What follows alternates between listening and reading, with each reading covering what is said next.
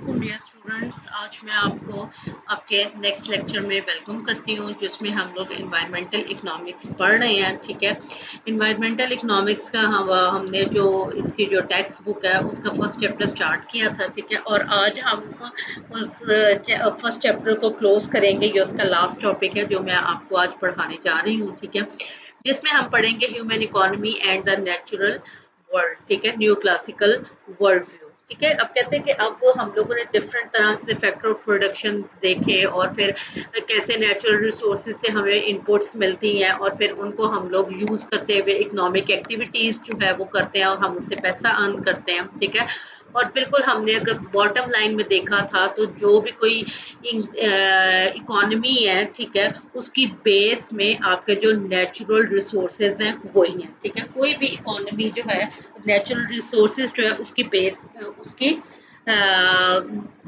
Natural resources के बगैर grow कर ही नहीं सकती है। ठीक है, जब हम लोगों ने ये देखा कि ये इतनी इम्पॉर्टेंट चीज़ है और फिर हम उसके बाद देखा कि इंसान का अगर हम देखें, इंसान का अपने इन्वायरमेंट पे इतनी ज़्यादा डिपेंडेंसी है। ठीक है, उसकी अपनी लाइफ की, उसकी इकोनॉमी की, उसके फ्यूचर की, उसकी नेक्स्ट जनरेशन्स की, लेकिन फिर भी हम लोग अपने जो इन्वायरमेंट है उसको हम लोग इतने रबिश तरीके से ट्रीट करते हैं कि हम लोग ज़मीन से पानी भी निकाल रहे होते हैं पीने के लिए और मेन टाइम हम लोग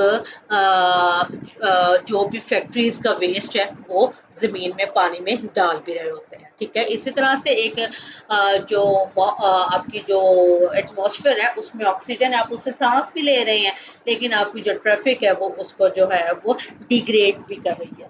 तो इस तरह से है कि इंसान जो है वो अपने इन्वायरमेंट को यूज़ भी कर रहा है और अनफॉर्चुनेटली अपने इन्वायरमेंट को डिस्ट्रॉय भी कर रहा है। ठीक है, तो कहते हैं कि नियो क्लासिकल जो है उसने ह्यूमन इकोनॉमी और नेचुरल वर्ल्ड जो है उसका बड़ा ज़बरदस्त किस्म का जो है वो इकोनॉमिक फ्रेमवर्क बनाया।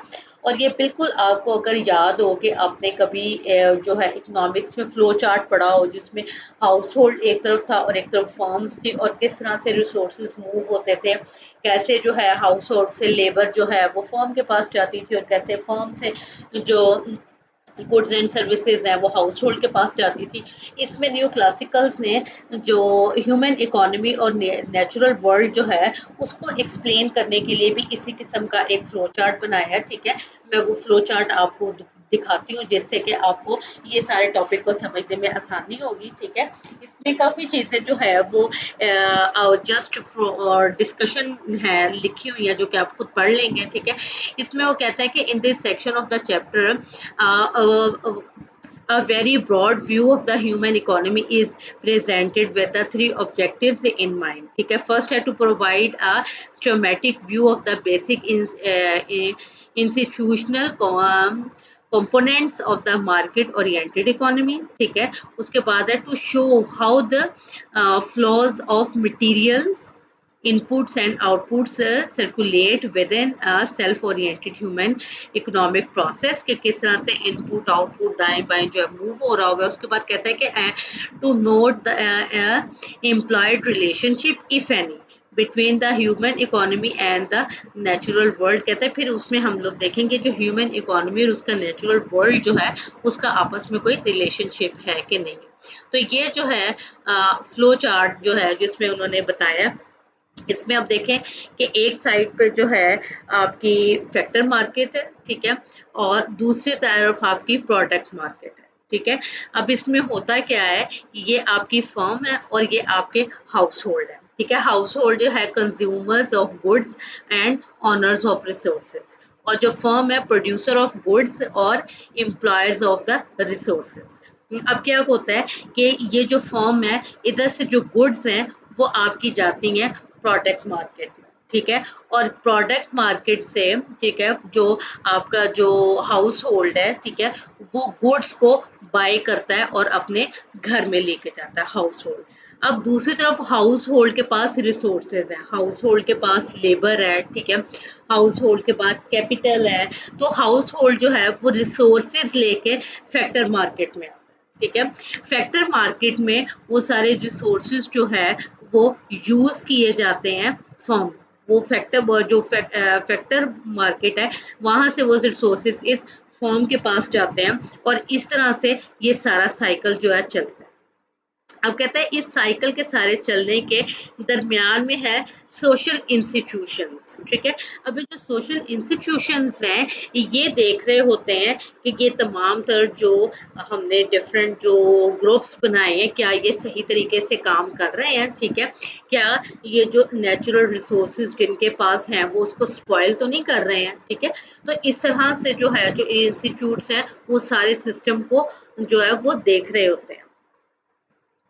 इसको उसने जो है एक्सप्लेन किया है, वो मैं आपको बता देती हूँ। In this section using the circular flow diagram, ठीक है, an approach similar to all who have taken a course to introductory economics, ठीक है, and attempt will be made to present a schematic view of the basic institutional concept of market economy, ठीक है।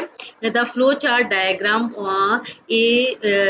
diagram is figure 1.5 designed to show the operation of the market oriented economy is composed of the following element। कहते हैं कि अब ये जो flow chart है इसमें सारा बताया है कि आपकी इकोनॉमी जो है वो किस तरह से जो है वो बिहेव करती है और किस तरह से ऑपरेट करती है, ठीक है। तो इसमें सबसे पहले आ जाता है आपका economic entities, house hold and firm जो है वो इकोनॉमिक एंटिटीज है। इसमें कहते हैं कि household are the final user of goods and services, जैसा कि अभी हमने फ्लो चार्ट में देखा है, and the owner of the resources in the market economy given resources scarcity, ठीक है। कहता है अब जाहिर है जो रिसोर्सेज हैं वो तो अनलिमिटेड नहीं है, वो तो बड़े महदूद से हैं, स्कार्सिटी है।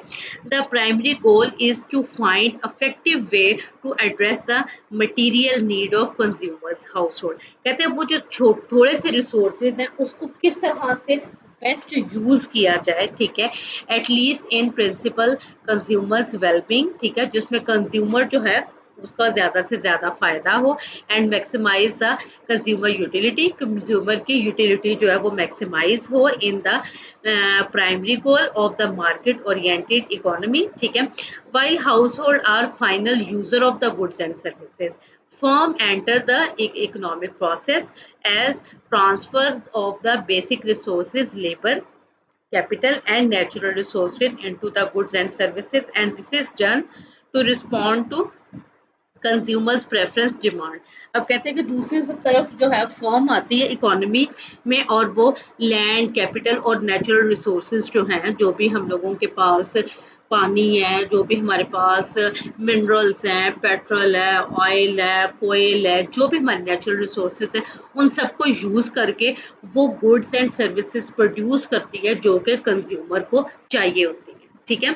उसके बाद फिर कहता है कि नेक्स्ट में क्या है, commodities are flow of the resources both as factor of production and final goods of services. कहता है कि अब जो कमोडिटीज मूव हो रही हैं वो बेसिकली रिसोर्सेज हैं, ठीक है, वो चाहे आपके फैक्टर ऑफ प्रोडक्शन में हो या फाइनल गुड्स एंड सर्विसेज में, ठीक है। इन broader term these resources are recognized as being directly or indirectly capable for satisfying human wants and are found in limited quantities or a quality, ठीक है, they are scarce। कहते हैं कि अब वो जो रिसोर्सेज हैं वो इंसान को चाहिए होते हैं, इंसान उसी से बेनिफिट उठाता है, ठीक है, और ये जो रिसोर्सेज हैं ये समटाइम बड़े लिमिटेड होते हैं, ठीक है, क्वांटिटी में और क्वालिटी में भी, क्योंकि आपके पास बड़े महदूद ज़राए होते हैं जिसमें रहते हुए आपने काम करना होता है। उसके बाद आ जाती है मार्केट से represent and sorry, market represent an institutional area in which exchange, buying and selling of the final goods and services and factor of production, land, labor and natural resources take place। कहते हैं अब जो market है उसमें exchange हो रही है, buying और सेलिंग हो रही है, उसमें आपके नेचुरल रिसोर्सेज की भी हो रही है, लैंड कैपिटल की भी हो रही है, लेबर की भी हो रही है, ठीक है। नेचुरल रिसोर्सेज की इस तरह से हो रही है कि आप ये देखें कि हमारे जो बलूचिस्तान में कुछ ऑयल के हमारे पास ज़ख़ीरे हैं, लेकिन ऑयल की जो माइनिंग है उसका इतना कॉम्प्लिकेटेड प्रोसेस है और इतना एक्सपेंसिव प्रोसेस है, तो वो हम क्या करते हैं, हम जो बाहर की इंटरनेशनल फर्म्स हैं हम उनको कहते हैं कि आप आके यहाँ पे माइनिंग करें, ठीक है, और इसमें से जो भी निकलेगा 50% आपका और 50% हमारा, ठीक है। जो बलोचिस्तान के लोग हैं वो बेसिकली जो उनकी हमसे अनोइंग होने की जो रीजंस है उसमें से एक रीजन ये है कि वो कहते हैं कि हमारे जगह से, हमारे सूबे से आप इतनी ज़्यादा मिनरल्स निकालते हैं, इतना सारा ऑयल निकालते हैं, ठीक है, और गैस आप निकालते हैं, लेकिन वो सारे का सारा या तो फॉरेन कंपनीज ले जाती हैं या जो है फेडरल अपने पास ले जाती हैं, हमारे प्रोविंस को उसका जो है हिस्सा नहीं मिलता है, ठीक है।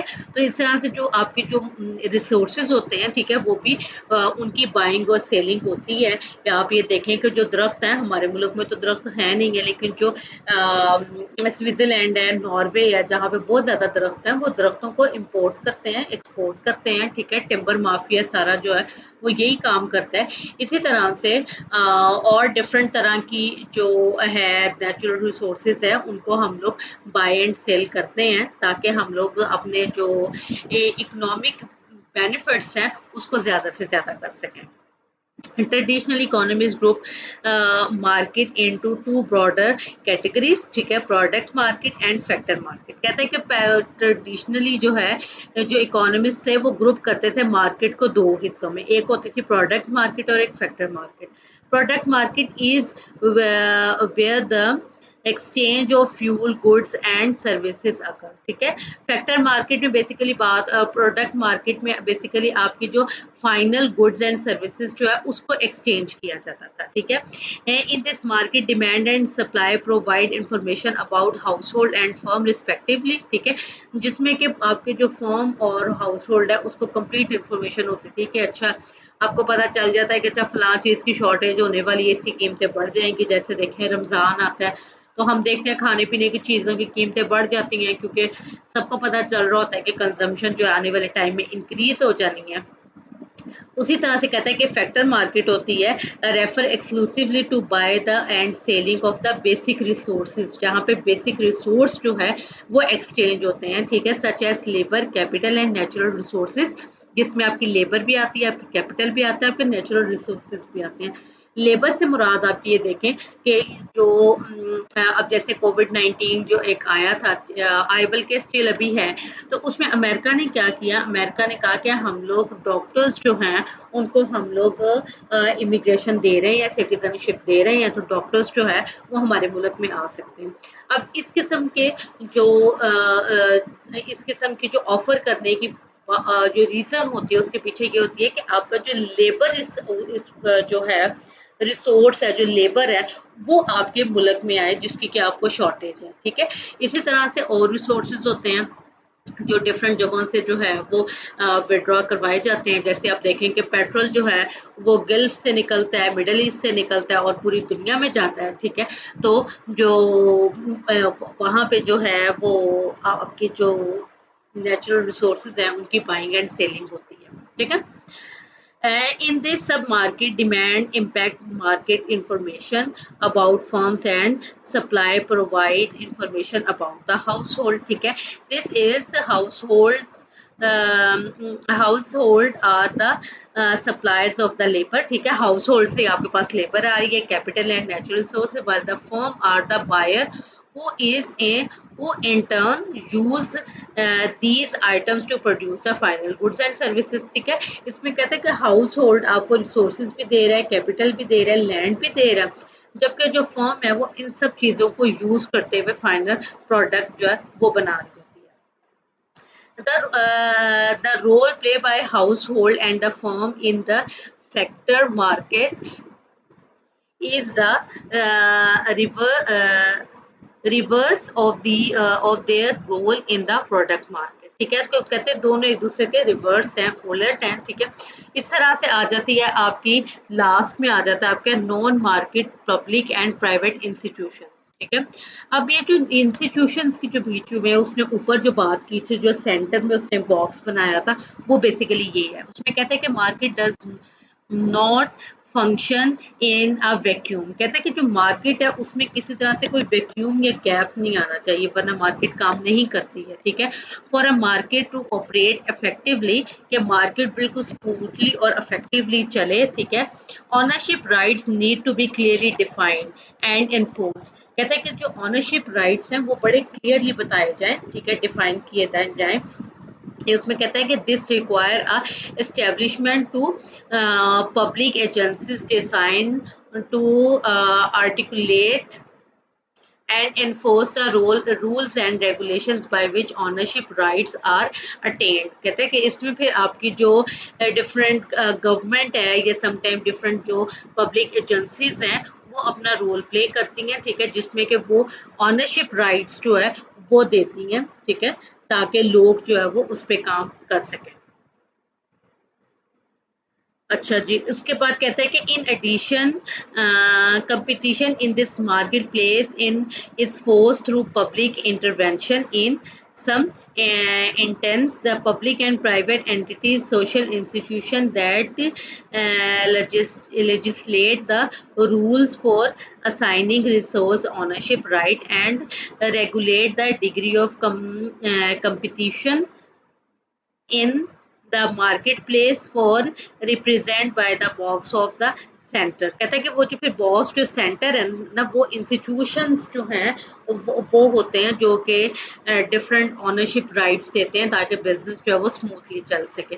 अब इसकी एग्जांपल आप इस तरह से देखें कि मैंने कहीं पे रेंट पे जगह ली है और वहाँ पे मैंने अपनी जो है वो ऑटोमोबाइल कंपनी जो है वो मैंने इस्टेब्लिश की है। अब वो मैंने इतना बड़ा यूनिट इस्टेब्लिश किया है और मैंने लिखा है कि मैं ये 50 साल के लिए इस जगह को ले रही हूँ। ठीक है, अब ऑनर उसका जो ऑनर है वो आके मुझे जो है 2 साल बाद कहता है कि ये जगह खाली कर दे। अब मेरी तो उस पर इतनी इन्वेस्टमेंट हुई है। ठीक है, तो यहाँ पे फिर जो इंस्टीट्यूट्स हैं, जो डिफरेंट गवर्नमेंट के जो अदारे हैं वो इंटरवीन करते हैं और वो मुझे मेरे राइट्स देते हैं। ठीक है, इसी तरह से आप देखें कि जितने भी आपके ज़मीन के जो झगड़े चल रहे होते हैं उसमें आपके जो इंस्टीट्यूट्स हैं, जो आपके कोर्ट्स हैं, वो इन्वॉल्व होती हैं और इन जो प्रॉब्लम्स हैं उनको सॉल्व करती हैं और जो ओनरशिप इश्यूज हैं उनको डिसॉल्व किया जाता है ताकि इकोनॉमी जो है वो बड़े स्मूथ तरीके से चल सके। ठीक है, इसको आप पढ़िएगा। ठीक है, इसमें कुछ भी ऐसी और चीज़ नहीं है,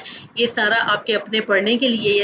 इसमें जो है वो कहता है कि several lessons can be draw from the above depiction of the human economy. ठीक है, ये ह्यूमन इकोनॉमी के बारे में उसने जो है डिफरेंट जो है एग्जांपल्स के साथ एक्सप्लेन किया और ये सारा आपकी स्टडी के लिए। उसके बाद जो है वो इस चैप्टर की जो समरी है, ठीक है, ये सारी समरी आप लोगों ने पढ़नी है और एंड में आप देखें इस चैप्टर के उसने ये रेफरेंसेस दिए हुए हैं। ठीक है, ये बेसिकली इन टॉपिक से रिलेटेड आर्टिकल्स हैं।